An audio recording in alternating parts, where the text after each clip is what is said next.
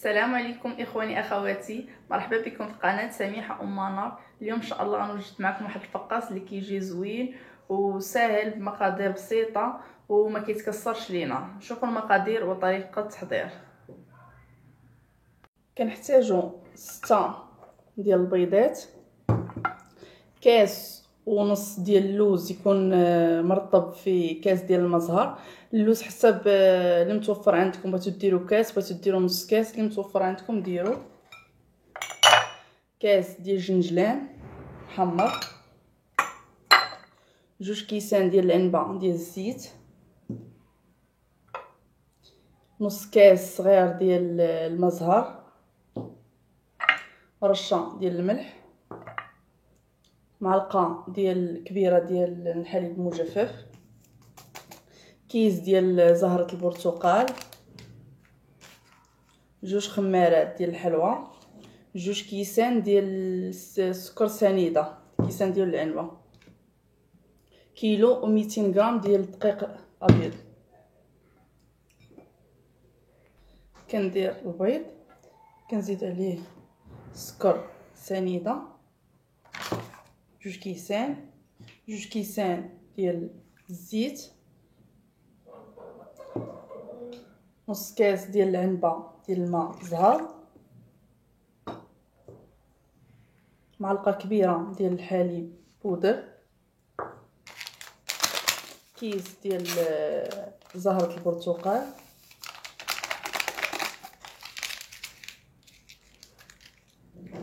رشه ديال الملح،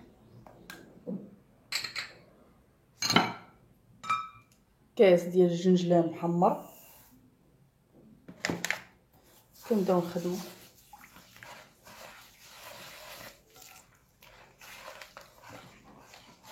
اللوز بعد ما رطبته في كاس ديال المزهر وصفيته ونشفته،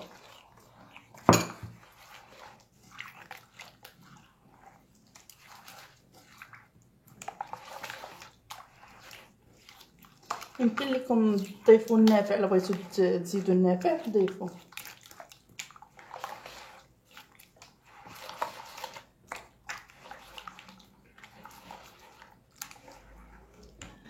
كنبداو نديرو في الدقيق تقدر تهز لينا كيلو، تقدر تهز لينا كيلو 100، تقدر تهز لينا كيلو 200، كيلو ربع.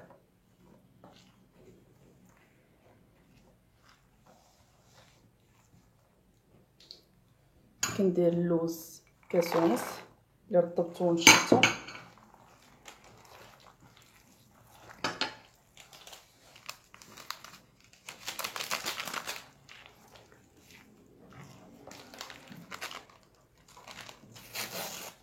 ندير الخميره،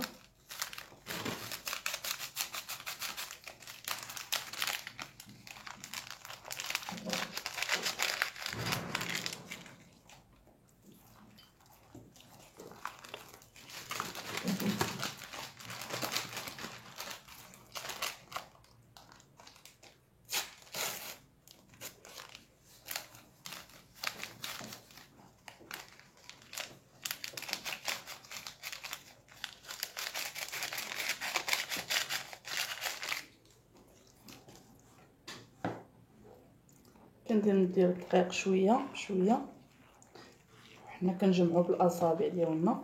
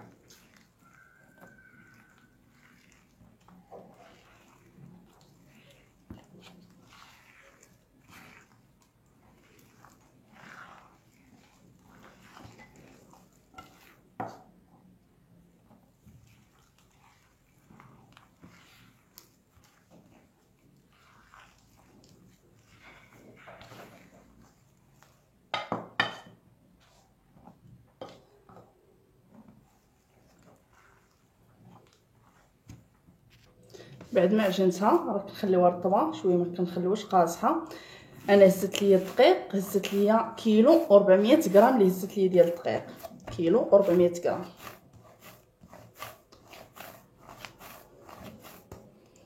كنقسمهم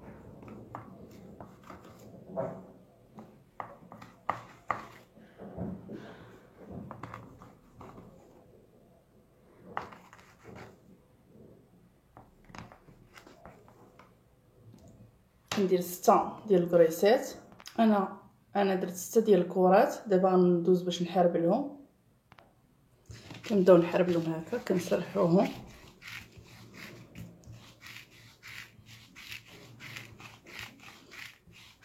شوفوا نتوما القيس اللي بغيتو يجيوكم غلاط خليهم شويه، نديرهم باش يجيوكم رقاق رقوهم شويه.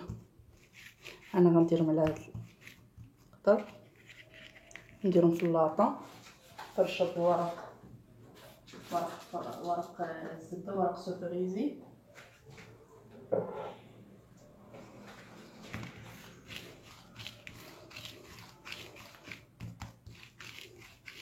كنقادوهم من الجناب وحنا كنحربلو فيهم.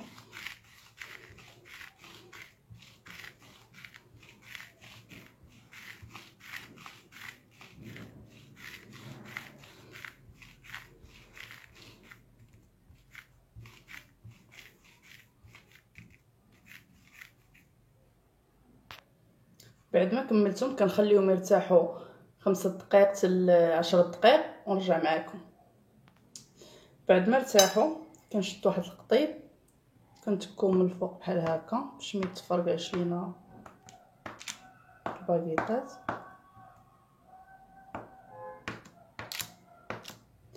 نتقبوهم من الفوق.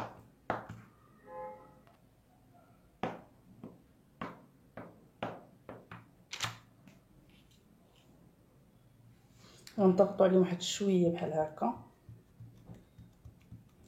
من الفوق.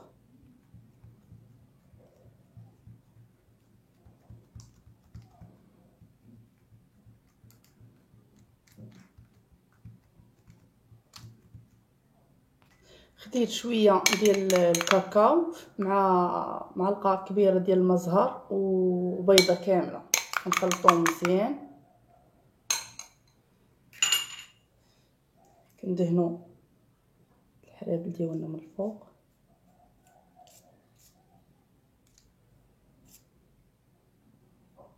كندهنوا من الجناب من الفوق.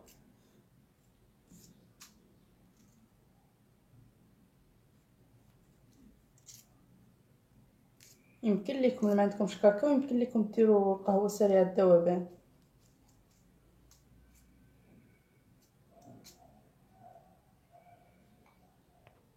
كناخذ واحد الفورشيط كنجرو بحال هكا،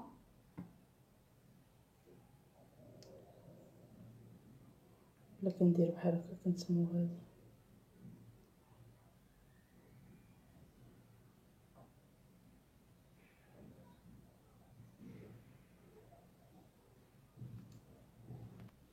كندخليهم الفران، كنشعلو عليهم وكندخلو كيكون الفران بارد، كنشعلو عليهم من التحت وكنتسناوهم تيطيبوا من التحت ونحيدوهم. الفران هانتوما كتشوفوا غير تبداو تحركوا فيهم عرفوهم راه طابوا، كيتحركوا لكم من الورق سوفريزي كتعرفوا راه طابوا، راه كيطيبوا غير من التحت. هانتوما كتشوفوا راه كيتحمروا مزيان. نتوما كتشوفوا دابا غنغطيوهم بواحد المنديل وغنخليهم اللي ما كناش مزروبين بهم نخليوهم الليله كامله كنتو مزروبين بهم تخليوهم تقريبا 3 تسوايع 4 تسوايع. عاد نقطعوهم، كندير واحد المنديل ندير فوق منه بلاستيكه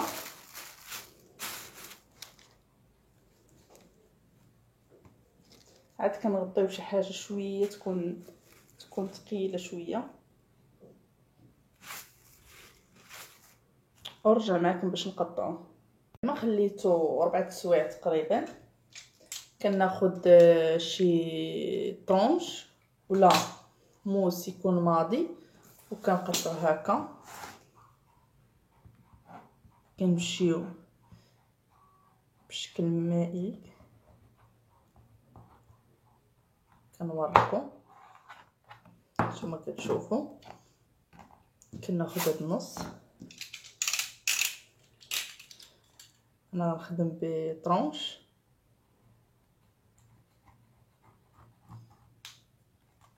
كنبقاوش نديو الموس نجيبوه تقطيعه وحده، نحطو في اللاطه لا تدخل الفران.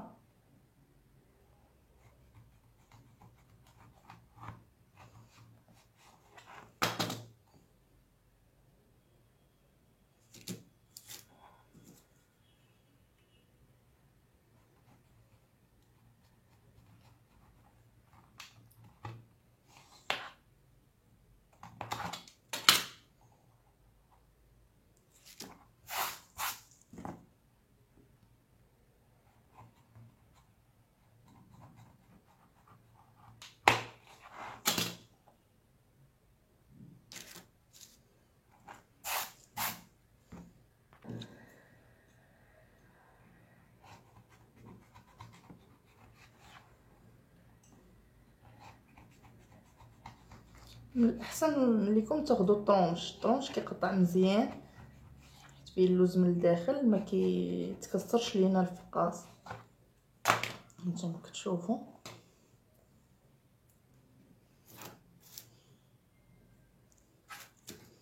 ما كيتهرش كاع.